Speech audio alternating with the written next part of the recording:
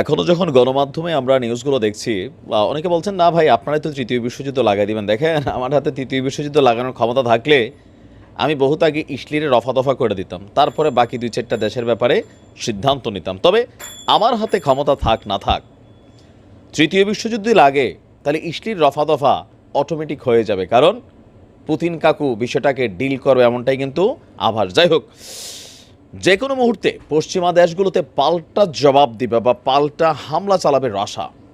প্রকাশ্যে এমন বার্তা দিচ্ছেন রাশিয়ার প্রেসিডেন্ট ভ্লাদিমির পুতিন।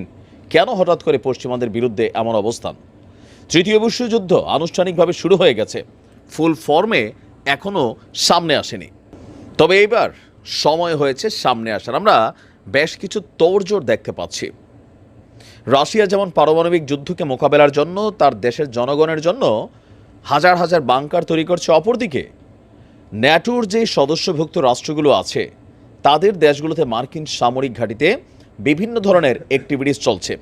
আর এই যখন পরিস্থিতি, জার্মানির পক্ষ থেকে ঘোষণা আসছে। ঘোষণা কি? যে যুদ্ধ শুরু হলে জার্মানি তার মিত্র ন্যাটোর সাথে এই যুদ্ধে জড়িত হবে। এর পাশাপাশি ইউরোপের অনেক দেশ ইতিমধ্যেই, যদি তৃতীয় বিশ্বযুদ্ধ ফাইনালি শুরুই হয়ে যায়, মানে এখন শুরু হয়েছে বলতে ফুল ফর্মে আসে, তাহলে তারা ন্যাটোর সাথে থাকবে, এমনকি প্রস্তুতিও নিচ্ছে। তো পুতিন কাকুর কী অবস্থা? দর্শক, ইরানকে রাশিয়ার একটি মিত্রদেশ হিসাবে বিবেচনা করা হয়। এর পাশাপাশি ইরানের পাশাপাশি আমরা দেখছি উত্তর কোরিয়া অলরেডি গতকালকে ঘোষণা দিয়েছে 10,000 সেনা পুতিন কাকুর সাপোর্টে ইউক্রেনে তিনি মোতায়েন করবেন। এর পরপরই আমরা দেখছি চীনের প্রতিরক্ষা মন্ত্রী ডং জান, তার বক্তব্যকে ঘিরেই এবার বিষয়টা ফুল ফর্মে আসলো। যদিও রাশিয়া ইউক্রেন যুদ্ধে চীনের সাথে রাশিয়ার যে মিত্রতা, জাতিসংঘ থেকে শুরু করে বিভিন্ন জায়গায় কূটনৈতিকভাবে দেখা গেলেও সামরিক সহযোগিতা অথবা ডিরেক্টলি কোনো অ্যাক্টিভিটিস বা বক্তব্য চীন কিন্তু এটা দেয় না। বিশ্বজুড়ে তাদের ব্যবসা বাণিজ্য চালায়, অর্থনীতি যথেষ্ট শক্তিশালী, সকল কিছু মিলিয়ে চীনকে কৌশলে কাজ করতে হয়। বাট রাশিয়া এবং ইরানের ইস্যুতে বরাবরই জাতিসংঘে জোট বেঁধেছিল আপনার চীন।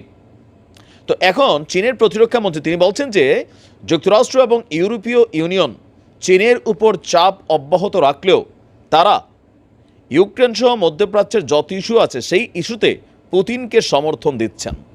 পশ্চিমা হুমকি এবং নিষেধাজ্ঞার মুখেও বেইজিং এই অবস্থান বদলাবে না। দ্যাট মিনস তারা ঘুরে পেঁচে যেটা বলছে যে যদি তৃতীয় বিশ্বযুদ্ধ বাধে, ফুল ফর্মে আসে, দরকার হয়, তাহলে রাশিয়ার পাশে চীন পরম মিত্রের মতন অবস্থান নেবে।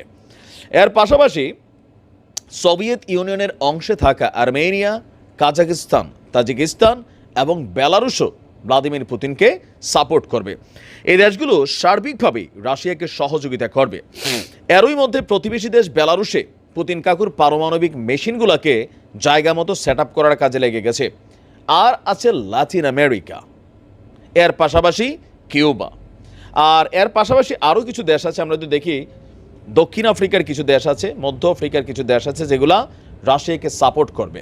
অপরদিকে আছে আমাদেরই প্রতিবেশী রাষ্ট্র, বাট এই মুহূর্তে বড় ডেঞ্জারাস অবস্থায় আছে, এটা হচ্ছে মিয়ানমার। তো সব কিছু মিলিয়ে আর বাকি দেশগুলো কেউ নীরব থাকবে লাইক বাংলাদেশ?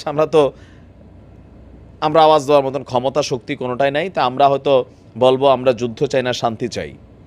শেখ হাসিনা থাকলেও একই কথা বলেন, জামাতও একই কথা বলছে, বর্তমান সরকারকে বলছে আমরা বিশ্বজুড়ে শান্তি চাই, যুদ্ধে বিশ্বাসী না। তা আমরা যুদ্ধ করতে গেলে কারোর পক্ষে গেলেও ঝামেলা, বিপক্ষ গেলেও ঝামেলা, আমরা নিউট্রাল থাকতে হবে। আর তৃতীয় বিশ্বযুদ্ধ লাগলে আমাদের এদিকে এতটা আসবে না, কিন্তু অর্থনীতির প্রভাব, বিশ্বজুড়ে যেই ধ্বংস মানে লীলা খেলা শুরু হবে, সেটা যেন স্বাভাবিকভাবেই একটা ইফেক্ট পাবে।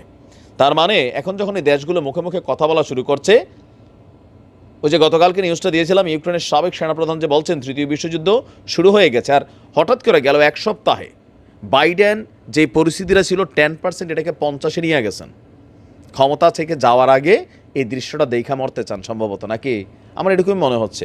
একের পর এক অদ্ভুত কর্মকাণ্ড করছে, তার সাথে যুক্তরাজ্য এরকম কর্মকাণ্ডগুলোতে হাত মিলাচ্ছে। তো যুদ্ধ যদি করার শখ হয় তো করো, খেলো, কাকু খেলবে।